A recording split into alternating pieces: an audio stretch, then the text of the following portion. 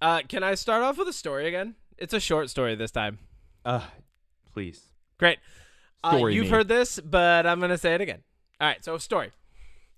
So I'm in traffic court the other day paying the most expensive parking ticket I've ever paid in my entire life. And I say most expensive parking ticket I've ever paid because there is an expensive unpaid parking ticket in New York City. I'm looking at you, Upper West Side. But Nice. Fight the power. Right. Well, I found out like if you just don't go back like for a long enough time, they just absolve them after. Like they're just really? like, this person's not coming back. Yeah, like, and it's Life not like hack. I was ever gonna drive that vehicle back down there. So like I was just like, Yeah. I'm not paying this. That happens all the time in the city. It makes sense. But I'm in traffic court and. It's for, like, you know, a bogus ticket. The cop said I didn't yield the right of way to a pedestrian, like, literally a mile and a half before he gave me the ticket on, like, the absolute maximum. Like, I was halfway across the bridge out of his jurisdiction when he swung around the person in front of him to pull me over to give me this dumb ticket. So I'm in court, and I'm already like, actually, this is a two-parter. It's getting longer. Now, so I'm in court. And first off, here's the funny thing. My brother texts me in the morning, my brother Isaiah, and he's like, oh man, I got to go to traffic court this morning. I was like, I'll see you there, which was really funny. But I'm sitting in court and this old man comes in, like I'm talking like real old, like of the age where in my mind I was like, oh, there's no way this guy is still even driving. How is he here? Right. And then his daughter walks in behind him, or what I assume was his daughter, but his caretaker, at least this morning. The person in possession of this old man comes in and the judge isn't in there yet. There's like some old, you know, it's a classic court scenario. There's some like guy to the right of me clicking his dentures. There's like some other guy who came in with like a whole portfolio of papers that's like, I've not gotten a moving violation in 38 years. And it's like, well, you've definitely got a road rage ticket there or something, dude. Can I tell you something? What? I have never gotten a ticket and never been in court. That's great. Mm-hmm. I'm an expert. Anyway, so I'm sitting there, and then this old guy and his daughter, I'm assuming daughter. I'm just going to keep saying daughter. Come, and they sit down, and she goes, I'm going to go get my cell phone, right? And I'm like, oh, I don't know why she's getting her cell phone. We can't use our cell phones in here, right? And so then he's just kind of left there sitting by himself, just like looking around, and I'm like, man, what is... And then he pulls a ticket from out of his pocket. Now, I'm not being ageist. This is this is a case-based thing. I watched this man shuffle into the courtroom. I watched him pull the ticket out of his pocket. When his daughter comes back to speak to him, she's like, so I'm going to be able to do XYZ. And he's like, huh? And I'm like, oh no. This is bad. He can't hear anything. And then he keeps going, I was going to change the batteries in my hearing aids. And she's like, there's no batteries in these ones. They're just, you've charged them. There's no batteries. He's like, that's what I'm saying. I'm going to get batteries. And I'm like, oh no, this guy's got a ticket. And then he points to a side, and there's a part of me the entire time, I'm like having this war with myself, like, oh man, you're kind of being ageist, Kevin. Are you being ageist right now? And like, then there's a part of me that's like, you're not being ageist. He can't even hear her. Like, he doesn't understand how his hearing aids work. And then he has glasses on as thick as mine, and you know how thick my glasses are. And he points to a thing, like a sign that's like probably 12 feet max in front of us, and says, what does that say? And I was just like, I'm not being ageist. This man, like, and I wanted to stand up and be like, are we here to get rid of just his license today? If I help do that, can I just have my ticket absolved? Like, this man should not be on the road. Then, and here's the two-parter. Then I hear, first off, I come upstairs. I ask like the cop, you know, the court officer, like, hey, where's the bathroom? He points to where the bathroom is, directs me. It's like super, super nice.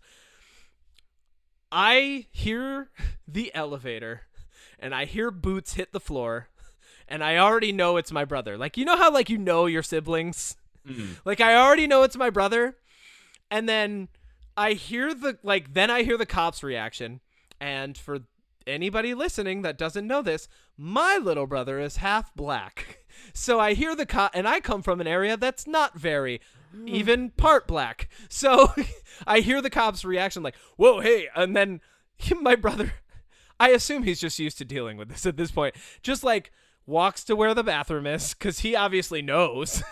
He doesn't even ask.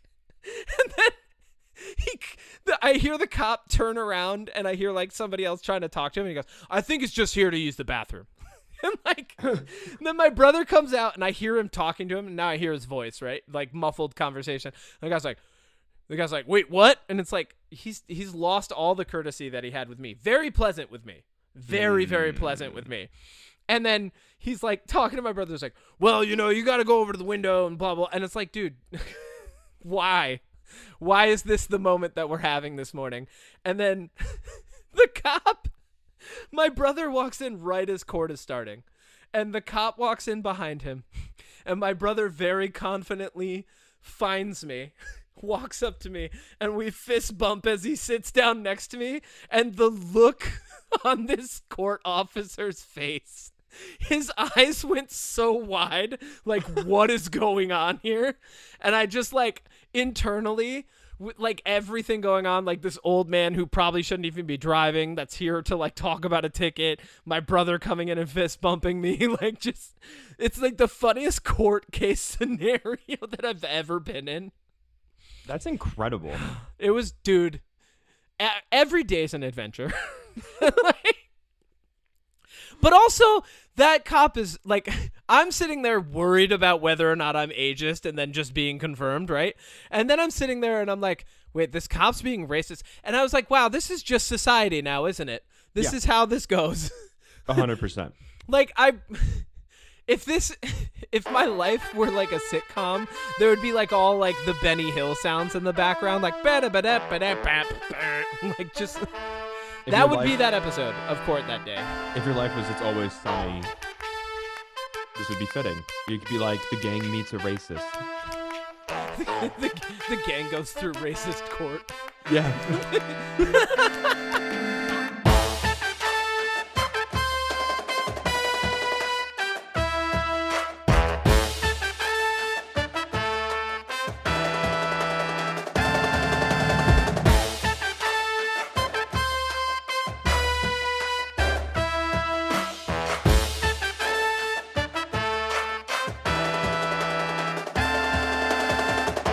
All right.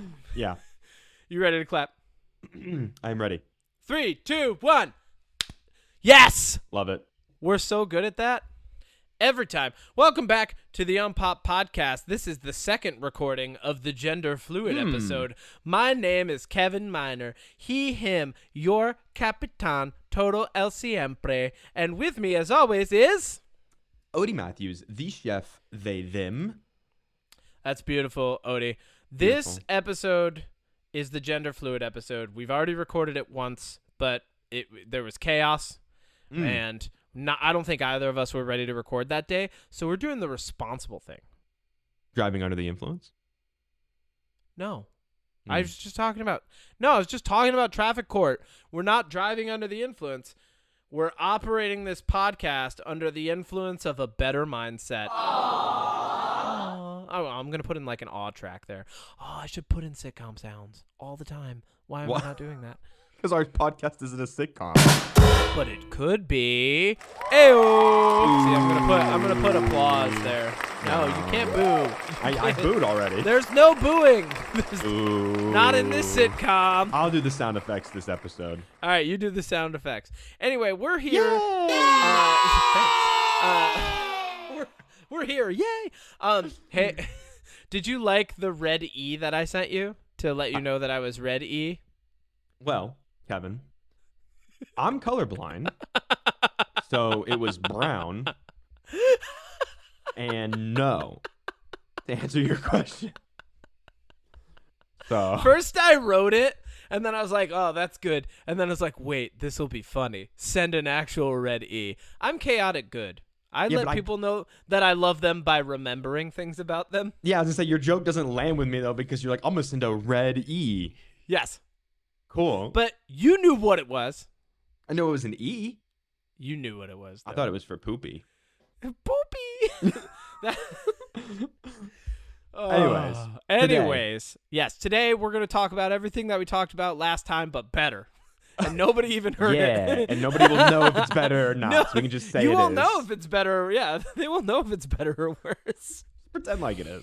Well, so we didn't even get to touch on, there were 3 really big wins, and I'm not going to go like stand on a soapbox and be like, there wasn't enough press coverage on this year, because like whatever, like this is the coverage, this is the most that I can do for this scenario. There were 3 really big wins for the trans community this year, and they happened in Hollywood, and they were great. And one of them was Dr. Barbie, right? Yes. Played by the wonderful Hari Neff. Yes. Or Harry Neff. I don't know if it's Hari. I'm going to say Hari. I think it's anyway. Hari. And then there was Pinhead in the new Hellraiser series. Yes. Played by Jamie Clayton. Mm-hmm. Right? And something that I saved this last week and I didn't even mention it, but Laura Jane Grace, the singer of Against Me, is getting honored with the key to the city in Gainesville, of all places. Yeah. Wow. Gainesville, Florida is awarding a trans woman the key to the city, and there was hope. That's crazy, actually. Right? That blew my mind. But these are big wins for, like, in my mind, just like the future in general and the idea of what it means to like just exist and be fine. Like, well, and I know, like, I'm not gonna like just be like, we've solved the sexism. We haven't, right? No. Yeah. It's not. I mean, maybe it is solved. I don't know. You tell me, Odie. No, but I was gonna say a couple other big wins though. I don't know if they're like big in that regard, but you have Bella Ramsey, who to my knowledge is the first non-binary actor or actress. I guess there's really no but actor to portray a video game character. Mm-hmm. Which I think is really cool.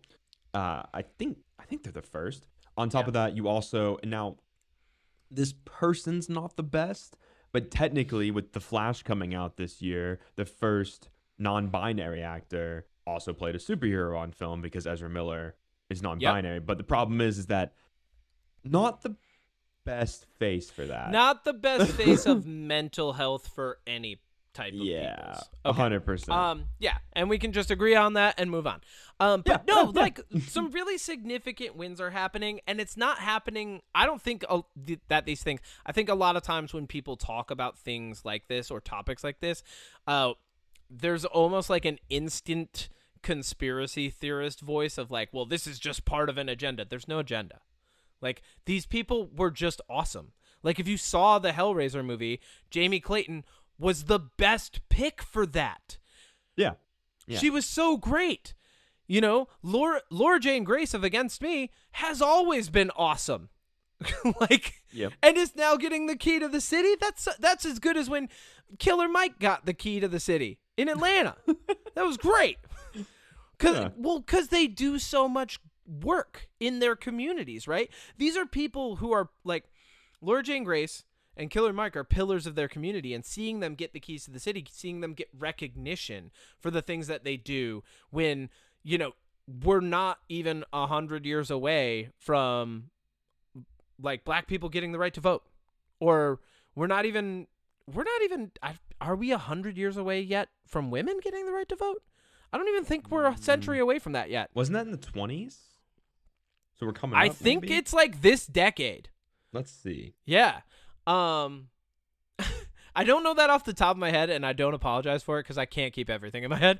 But like 1920s. So we just hit 100 years on that. So we just hit 100 years on women being able to vote in 2020. Yeah. That's insane. What a year too to have that happen. Well, and like the thing, I think it's easy to feel like, oh man, we're really not making progress when there's a lot to celebrate, and there's still a lot of like, okay, we could maybe move a little faster, right? There's 100%. both of those things at the same time, and learning to hold both in the same hand, I think, is important, because it's like, yeah, this is really frustrating. We've been trying to work at this for a long time and have inclusion just be more broadly accepted and be more readily available, and hopefully get some sort of like, exponential return on that at some point. But, just over 100 years away from women getting the right to vote, and we have trans women who are being pillars in their community. Just over like 30 plus years from black people getting the right to vote, we have Killer Mike getting the key to the city. There's so much to celebrate that has been done, and then there's also at the same time, and something that like I think we didn't maybe touch on clearly enough when we spoke before. This is the improved version. There's still so much work to be done. Yeah, I think it's easy for people maybe outside these groups to be like, oh, like, well, look how far you've come. Like, look, now you are equal. But the reality is that for one, not equal, not really. And for two, that's really easy for you to say, oh, like, look, you've made it. But like, that doesn't mean that like everything just goes away. It doesn't, you don't just wake up as a, member of the LGBTQ community, for instance, and just go, well, nobody's homophobic anymore because, we fixed that and not have to worry about it. No, it's still very much there. Yeah, very much. Yeah. But, like, even, this is something that popped into my head. I was like, man, even the, like, homophobic people and people who are transphobic and, like, just in general, just really, can we just, I feel like homophobia and transphobia legitimize, they almost legitimize the term too much. Can we just call them intolerant? Like, they're just people who are intolerant. I feel like that's a much better way to describe people who are not accepting of trans and LGBTQ plus people. Like, I feel like you're just intolerant. You don't tolerate. That's it. And it, like, I don't think that there's any mandatory program that needs to be enacted. I think it's something that we should, like, common sense wise, at least the way that I behave toward that is I'm like, well, that's unfortunate that you think that way. And that's all I leave it at, because I leave the ownership on them. It shouldn't be on the LGBTQ plus community or anybody else to educate everybody on how to be tolerant and just maybe mind your business, right? Like, it shouldn't. But at the same time, like, something has to be done. So, like, there's a level of ownership that gets taken. And I totally, like, even as I'm talking about this, I'm like, man, I'm really out. I'm a little bit out of my depth, but I think I just care enough to say anything, Yeah. Yeah. Like, well, it's funny you mentioned that because, like, the what I find funny is the people that sit there and say that, like, oh, like, being gay is unnatural, or like, a transgender woman is just a man, or whatever. Those people are fighting like this weird fight against that. Mm-hmm. And what happens if they win is everybody, the part of that community that they hate, then goes back multiple steps. But if that fight were to stop and let's say, the people on the other side, like the LGBTQ community, came out on top, nothing changes for those people. And that's the big thing that always upsets me, is that if you win the fight against the group that you're oppressing, everything changes for those people. But if they win, the only thing that you have to worry about is now you might have to see two dudes kissing in public. Ooh, boo-hoo. Oh, no. You know what I mean? Like, the stakes on one side are being able to exist as they want to without having to deal with that. And the stakes on the other side is just being mildly inconvenienced. And it's just, that is what I think frustrates me to no end. I think what's like the hardest part, and I don't mean that it's actually hard, but the hardest part for a cisgendered white male, especially, like, middle class white male. Like I'm the norm. Like I'm the thing that for like the past 10 years people have been like, well, you're kind of the problem. I'm like, yeah, the problem looks a lot like me. Yeah, it does. But like the hardest part is, I want to say something, but the hardest part has been and still is learning to listen more than speak in scenarios like this, Yeah. Like I think a lot of people think that just being an ally is just being like, oh, like I agree with that. But like, I think there's a lot more that even as an ally that you can do that people, not to be like, you don't do this because you're an ally, but like, I see a lot of people that are like, oh yeah, like I'm an ally. But then when they're faced with the chance to stand up for that group of people, they don't. And like, that is what the definition of being an ally is that like, if I hear two people being like for instance, at that sports game, I don't know if I told this story on the pod, but there was a little white boy and these two black kids were fighting on the team. And again, these are fifth graders.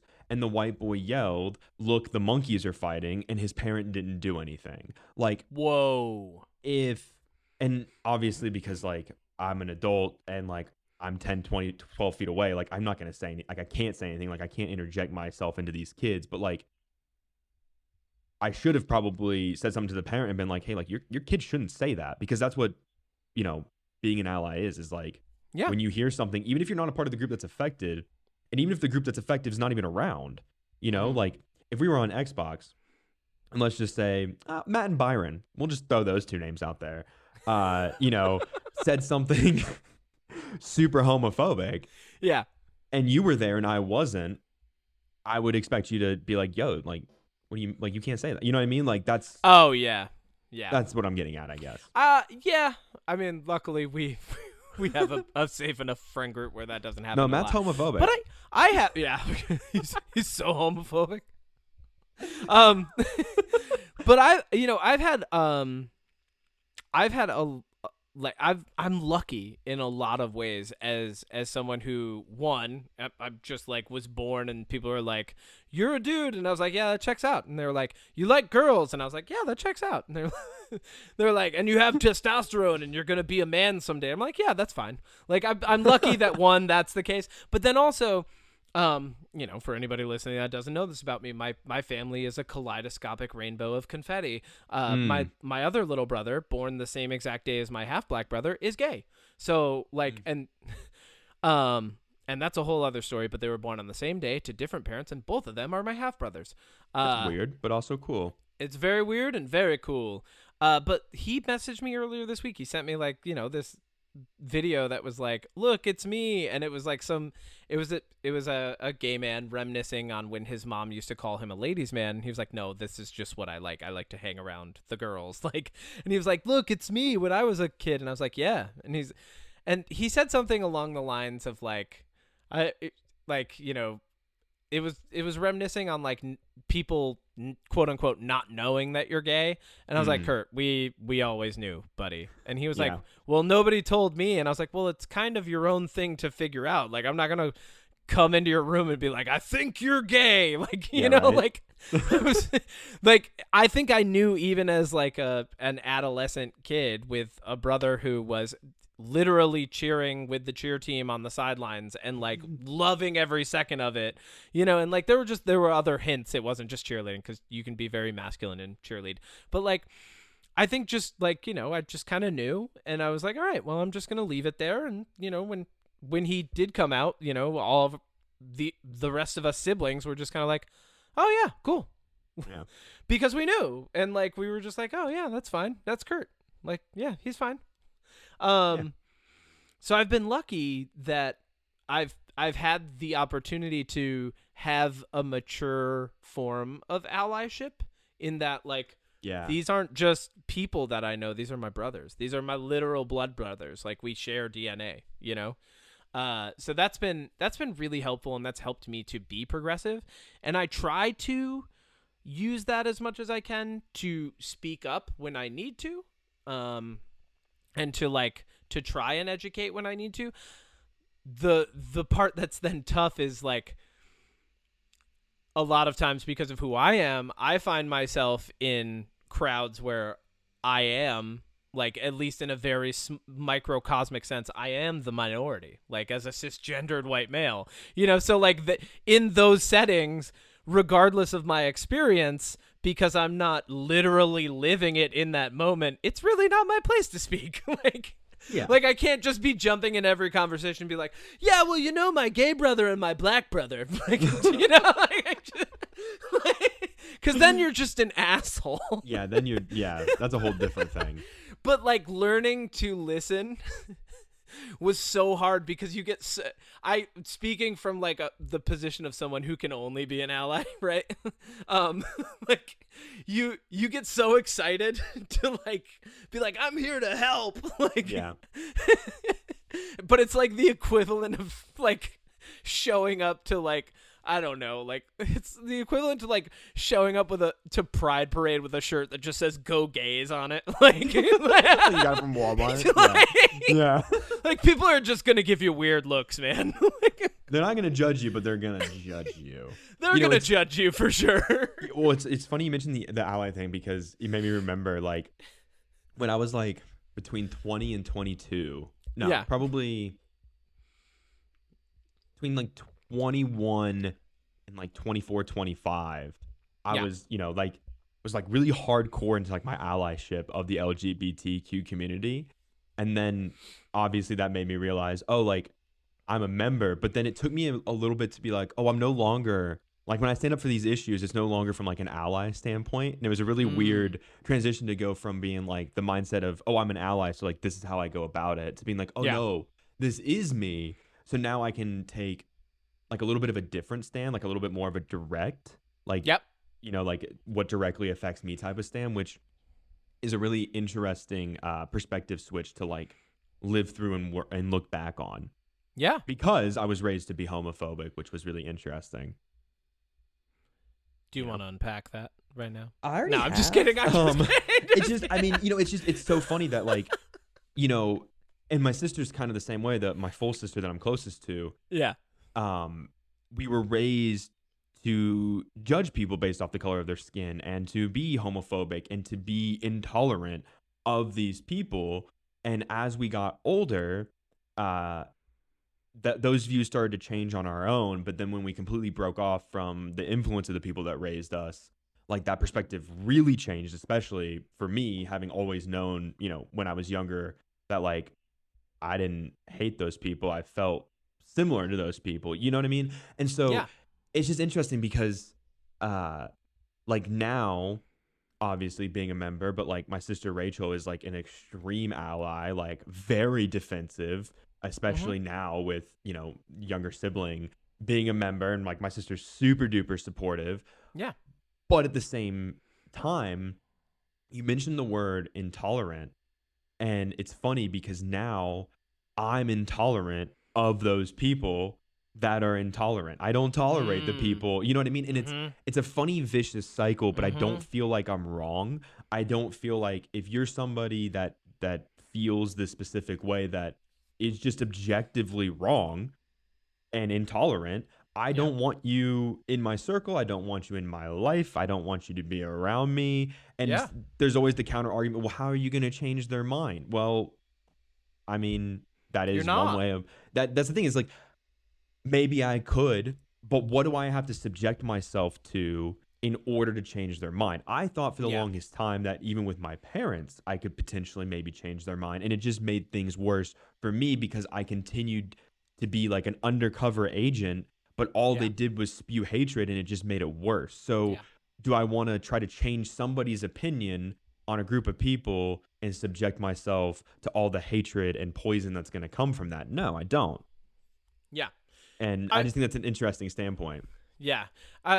Going back to, we had this conversation last season on like, I was kind of explaining at least my take on Christianity, and I very much, I like the Jesus that wasn't white and was punk rock and was flipping tables at the market and like befriending prostitutes and people who were downtrodden, and saying like the meek shall inherit the earth as the metaphor for like, hey, all the people who are mistreated are learning a better form of grace than anyone who's mistreating them, you know?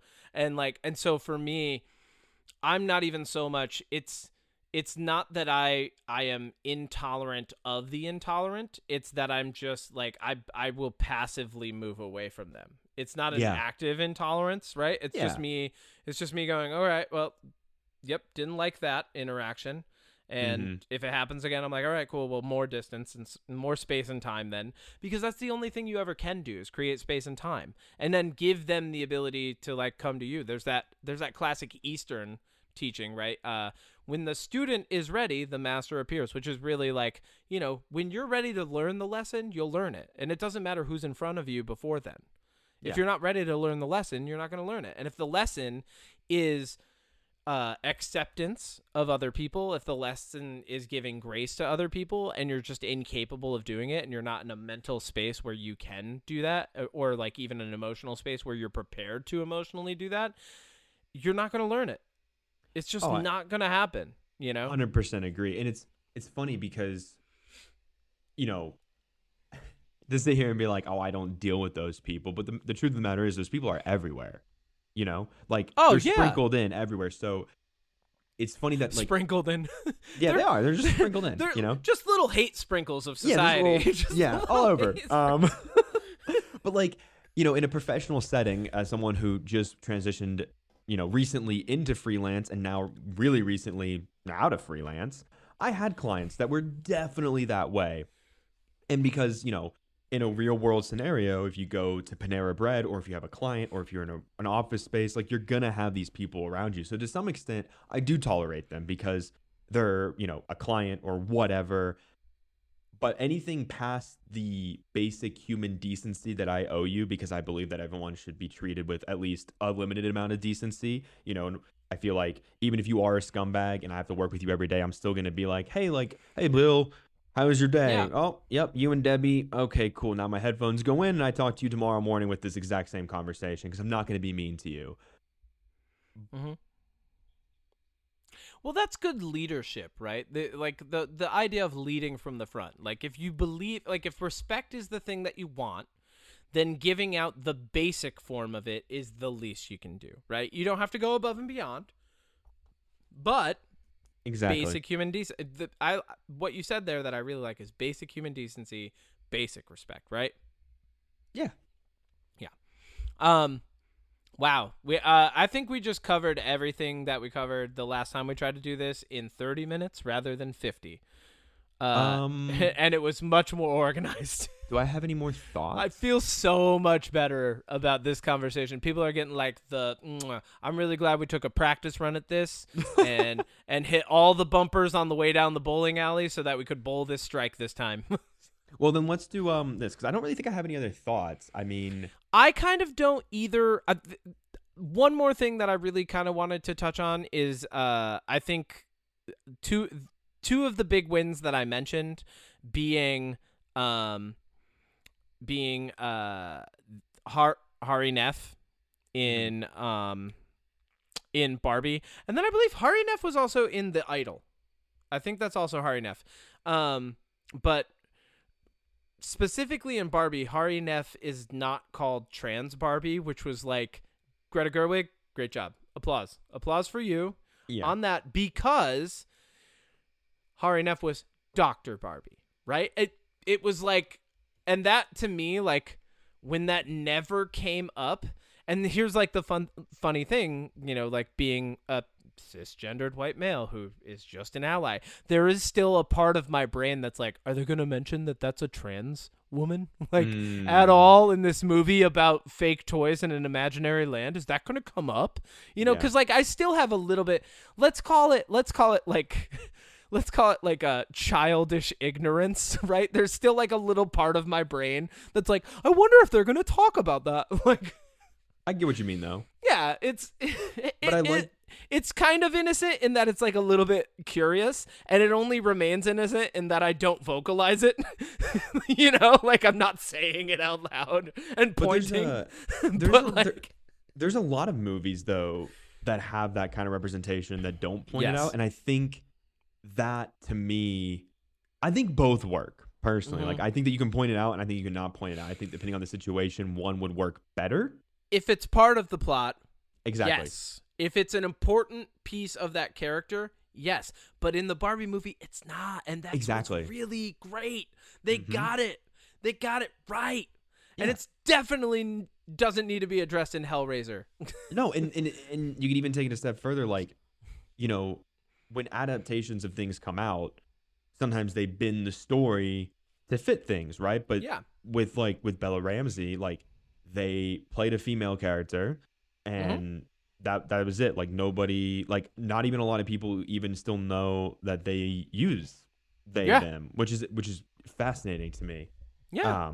That they just, I don't know. I think that it just really, it works. I don't know. I get what you're saying. Yeah. I mean that's like as far as we can go with this conversation until, we're talking about future progress that still needs yet be made. But that's a whole other conversation. To launch into that right now would be another hour of us talking. Yeah, well, why don't I have something I could talk to you about for a minute. If it's what I think you're talking about, then I'm going to woo. All right, hit me. I want to tell you about a movie I saw last night. Woo! All right. I thought so. Hit me.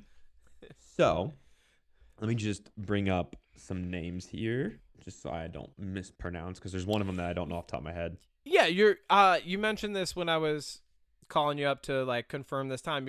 You want to talk about The Creator, right? So there's a new movie out called The Creator, right? And it is from the director of the 2014 Godzilla reboot, Gareth Edwards. He also directed Rogue One. Yes. And it very good director. He's this movie proves that, like, the fact that he had a lot of, I'll get into it, but there's a lot of like behind the scenes drama about Rogue One, which is why he hasn't made a movie since 2016. This is his first movie since Rogue One. All right. But it also has my favorite cinematographer, Greg Fraser. He is incredible. If you've seen Dune, Rogue One, Zero Dark 30, The Batman, that's his work. Yep. And then it also has the writer of Rogue One, who's worked with Gareth Edwards before. His name is Chris Weitz, I think is how you say his last name. And then to top off this incredible, I'm not even getting to the actors yet, but just to top off the team behind it, the music is by Hans Zimmer. Oh, yeah. Like, always Jesus great. Christ. On top of that, this entire movie, for the most part, minus some like drone shots and some like obviously CGI effects and everything, was shot on the Sony FX3. Now, for those of you that don't know what the Sony FX3 is, that is basically a pocket cinema camera that you can order on Amazon for like $4,000. And they shot most of this entire movie on that. This is like an $85 million movie, and it looks better than anything I've seen in a really long time. It looks incredible. Like incredible. It stars Denzel Washington's son, John David Washington, who you might know from Tenet. Yes. And then the other really notable name is Ken Watanabe, who plays a pivotal role. I can't remember his name, but he's in the Godzilla movies. He's the Japanese character in the new Godzilla movies. Yes. Yeah. So that is the cast. He's like the bad guy. No, he's the good guy. He's I Team thought Godzilla. he was like I was thinking of Godzilla versus Kong, the guy who gets inside Mecha he's dead Godzilla. before then. Yeah, he's the one that sacrifices himself in Godzilla too. I don't remember, but cool. I just had a bunch of balloons go by me. Did you see that? Yeah, I did. What was that? I don't know. Anyways, so that's the team behind this. It is about a futuristic society where America is waging a war on AI, right? Yep. It is full of love notes and love letters to like early sci-fi movies like Alien. There's some remnants of like Terminator. There's some remnants of, I would say, also some of like Gareth Edwards' earlier work. Like there's definitely some like Rogue One elements, and there's a lot of Godzilla elements. Okay. One thing that Gareth Edwards does extremely well with his directing is scaling. He does a really good job of making you feel how large the area is. It makes you really feel how small the people are. A really good example of this in Rogue One is when they're on towards the end of the movie and they're on the planet and the AT-ATs come through the trees and like you see how small, like just how small a person is compared to these like monstrous, gigantic robot things, right? Same thing in this. Like you really get a feel for how big these landscapes are, how big these ships are. I don't want to give too much away because I feel like if you don't know anything about this movie, it's probably even better. I almost regret watching the trailer before we went. Okay. But there's like this MacGuffin type establishment, and it's just like when you first see it, you're like, that's massive. But then you see it again from like a top-down view, and it's just like, holy shit, this thing is like the size of Texas. Like what the holy shit. And like I love that Gareth Edwards is really good at scaling and has had the opportunity to show that in his movies. Yeah. And then you throw somebody like Greg Fraser behind the camera and like you like the movie Rogue One. There's a lot of scenes in this movie that like are shot and colored exactly like Rogue One, and it is just like this movie is just beautiful through and through. Yeah, Rogue One was brilliant. It's incredible. I mean, one of the best Star Wars. I remember watching it and like everything was so good and I was enjoying every second of it, and then it got to the end and the two main characters are there, Andor, right? Cassian Andor, and then the girl, I can't remember her name, but Urso. Yes, Jyn Erso. Yes, Jyn Erso and Cassian Andor are there, and I was like, don't kiss. I swear to God, if they kiss, I'm done with this movie. It has been amazing, but if they kiss and then they hug, and that's it, and I was like, all right, perfect, great job, you did it, you got it. Like I was like, that's the one thing that would ruin this entire movie, is any sort of a romantic thread at that point, you know? Yeah. So let me tell you about the Rogue One drama. Yeah, hit me. So Gareth Edwards, after the success of the 2014 Godzilla reboot, was tapped to direct Rogue One. Now, there are some well, there's some significant. So there was a bunch of reshoots. Now, the original ending. So the ending that we saw was they relay the coordinates on the tower, they shoot them up, and then they go down to the beach, and then the planet explodes. Yes. Spoiler alert if you haven't seen the almost decade-old Rogue One movie. Oh, yeah. Oh, so, no, we're spoiling Rogue One. And, like, obviously they don't get off the planet, and they die on the beach. Yeah. In Gareth Edwards' version, there's some footage out there and some behind-the-scenes info that they actually ran across the beach with the plans and were getting shot at and blown up, and then they transmit them, and then, like, it ends. So there was a lot more action at the end in Gareth Edwards' version. Oh, yeah, it was probably a little more brutal, too. Like, are they getting, like, shot? Like, actually shot up? It's getting, like, it's brutal, which that was honestly probably the reshoot, because it was. If Star Wars was still so, like, nascent or nascent for Disney at that time, I'm sure they were, like, kind of coddling the franchise a little bit. Yeah, so what ended up happening is they did reshoots, and it's speculated that Tony Gilroy, who is the screenwriter on Andor, took over to direct the reshoots. What's upsetting about that is I don't know. I could look into it, but I don't know how much he reshot. I know the ending for sure, but there's speculation that he reshot a little bit more than that, like kind of like a bunch, which kind of like left a bad taste in Gareth Edwards' mouth. And then because it's Disney and what ends up happening, and this happened with the guys who did Game of Thrones, right? They rushed the last season of Game of Thrones because they were offered to do a Star Wars movie. Because the last season of Game of Thrones tanked, they got kicked off their Star Wars movie, and now they haven't done anything since. Because if you go to do a Star Wars movie and then get kicked off, it seems like your career is gone. Because the same thing happened to Chris Miller and Phil Lord from the Lego movie. They were supposed to do Solo, got kicked off. Yeah. Well, and then their alternate history, the guys from Game of Thrones were going to do an alternate history, like White People Are the Slaves show. Oh, yeah. Do you remember that? Yeah. And then they did a movie called... That got dropped like a hot sack of potatoes. They did a show called The Chair that got one season and got canceled on Netflix. Don't know anything about it. Never heard of it. And, like, look, maybe those people, maybe the Game of Thrones guys, like, Game of Thrones is loved up until the last season, so maybe they're good, maybe they're not. Maybe they got lucky, maybe they had a source material to work through, and that's why the Game of Thrones was successful. Either way, the fact is that Gareth Edwards wasn't able to do anything until this movie, and I personally believe that's because of the Disney stuff, which I think is really stupid and sucks because he's very, very, very talented. You know what we got to do now this season? What? I have to present to you an overview of the world of Game of Thrones. Oh, God.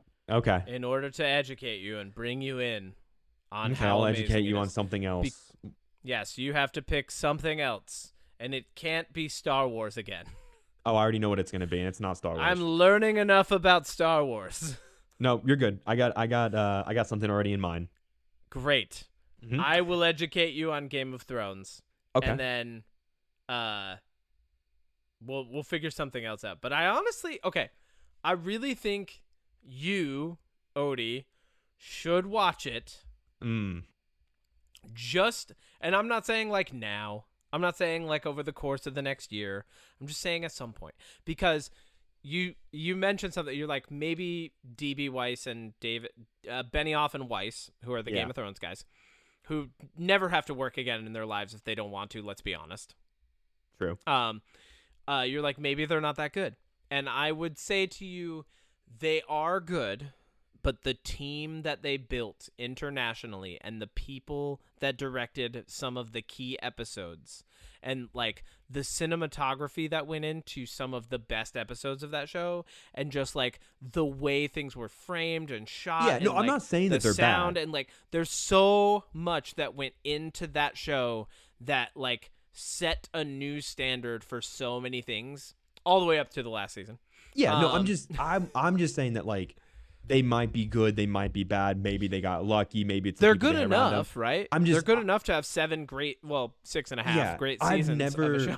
I've never seen a single thing they have done, so I have no opinion on them whatsoever. I'm just saying that going from Game of Thrones to getting off Star Wars, to getting no deals, to getting your one show canceled, like maybe you're good and like these things just didn't work out, or maybe you just got lucky with the first thing and people like maybe you're not as talented and that's maybe their Star Wars pitch was bad.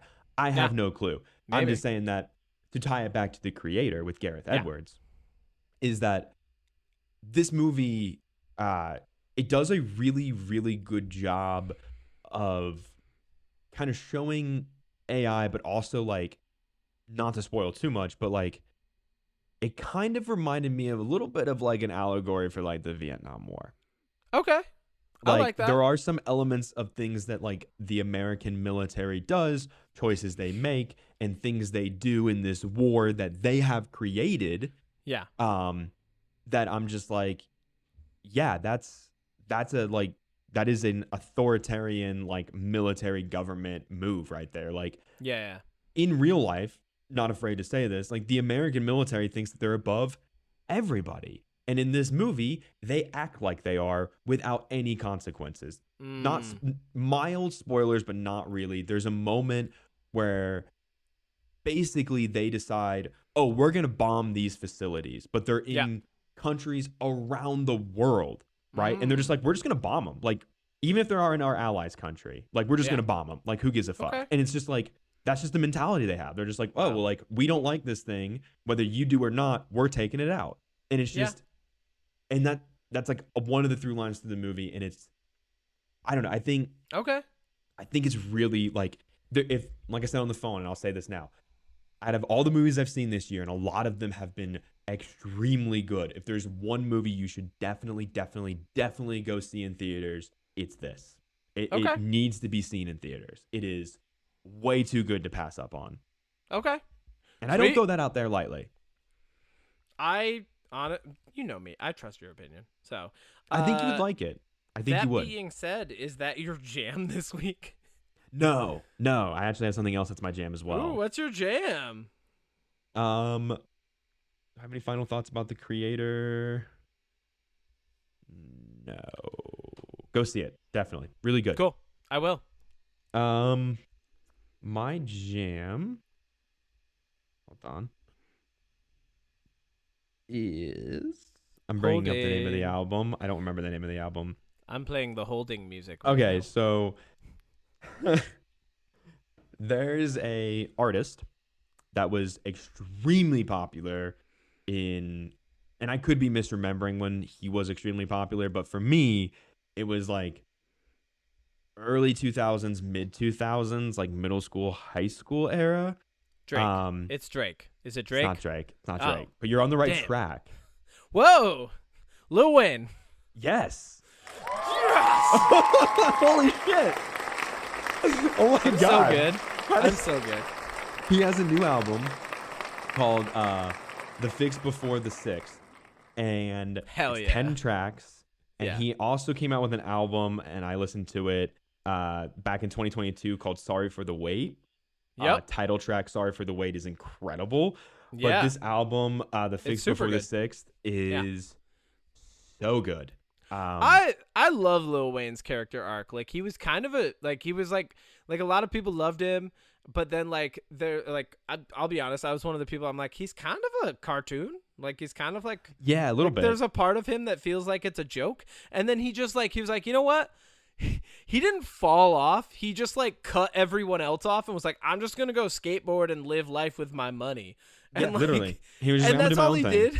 And then he just drops albums like a decade later. He's like, first off, he drops albums a decade later, but in between, he gets featured on like probably a dozen, right? Oh, just featured. So many.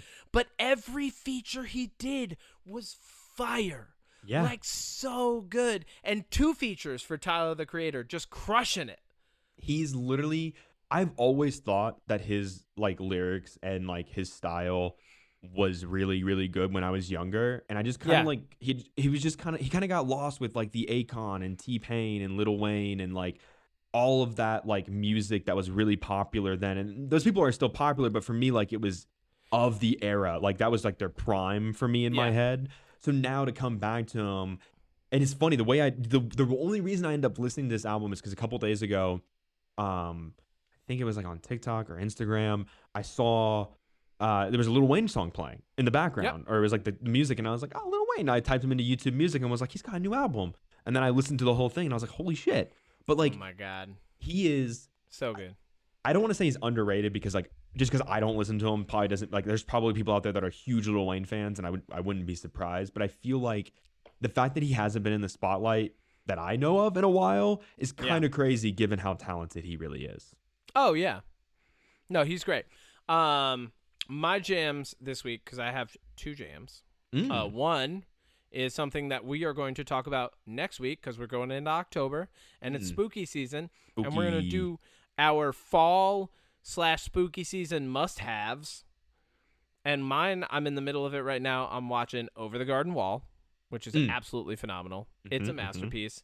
I hope they never do another season of it. I hope it just stays.